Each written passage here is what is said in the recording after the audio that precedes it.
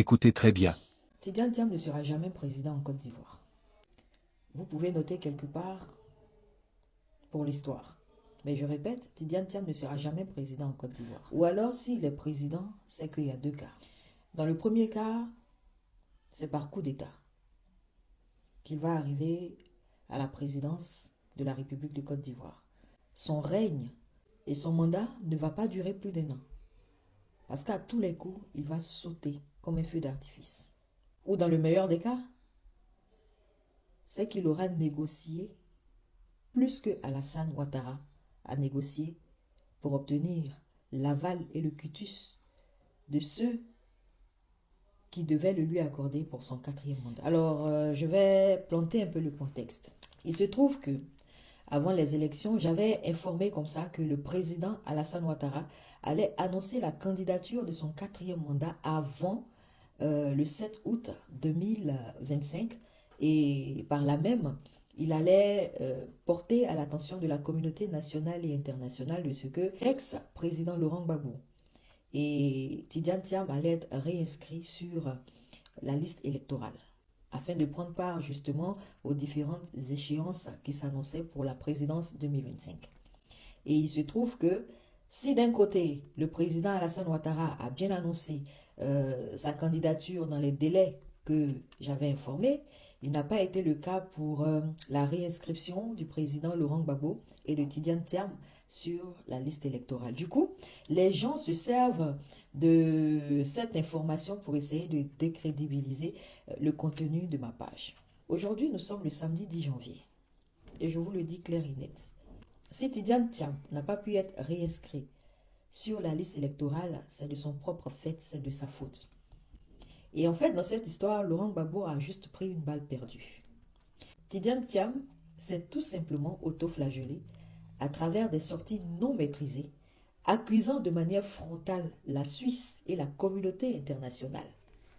Et c'est très grave. Venir accuser la Suisse de raciste, c'est un symbole auquel il ne faut pas toucher.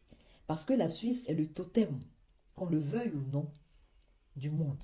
Qu'on soit d'une obédience politique ou pas, la Suisse s'est toujours démarquée par sa neutralité en toutes choses. Donc, venir déclarer que la Suisse est raciste, alors que lui, en tant que noir africain, la Suisse lui a déroulé le tapis rouge. La Suisse a fait de lui le premier dirigeant noir africain à être le premier responsable d'une institution internationale d'envergure, notamment le Crédit Suisse, est venu déclarer tout de go, de manière impulsive, que la Suisse est raciste.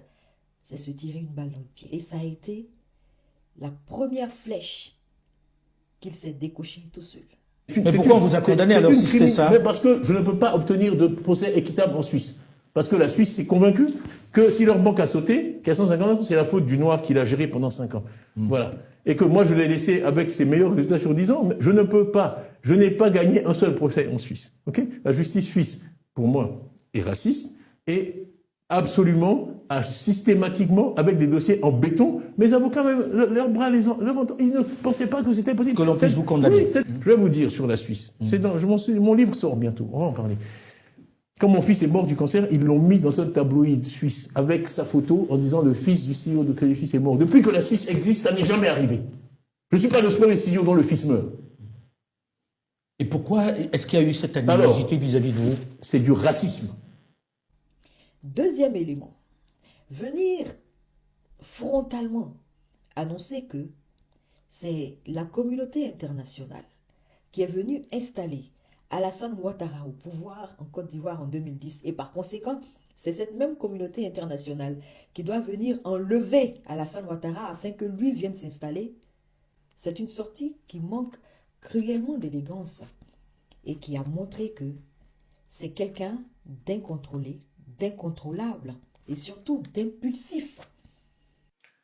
Le régime actuel est arrivé au pouvoir avec l'aide d'une ingérence extérieure majeure, nous le savons tous, sous l'égide de l'ONU.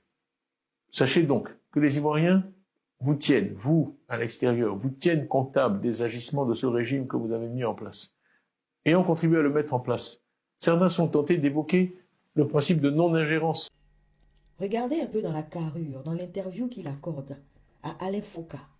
Je ne sais pas à quel moment qui était le responsable de sa communication, mais le coaching a été mal fait. Du coup, il est parti dans tous les sens. Et ces déclarations hasardeuses lui ont valu d'être lâché par la communauté internationale qui l'accuse d'avoir installé Alassane Ouattara. Alors que, dans un autre cas de figure, il demande à cette même communauté internationale qui l'accuse, et je reprends, de venir l'installer au pouvoir. Du coup, il a été lâché. Et ceux qui devaient justement négocier pour qu'on puisse le réinscrire sur la liste électorale, piqué au vif, l'ont également lâché. Du coup, Laurent Gbagbo, lui, il prend une balle perdue, puisqu'ils étaient les deux principaux acteurs. Bien entendu, il y avait Blé Goudé, mais Blé Goudé, on va dire que c'était un effet collatéral minime.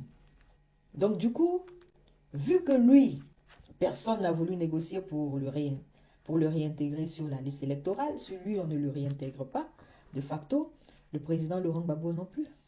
Et aujourd'hui, vous êtes d'accord pour constater que le discours de Tidiane Thiam a changé. Il est beaucoup plus apaisé, plus posé. Il a compris.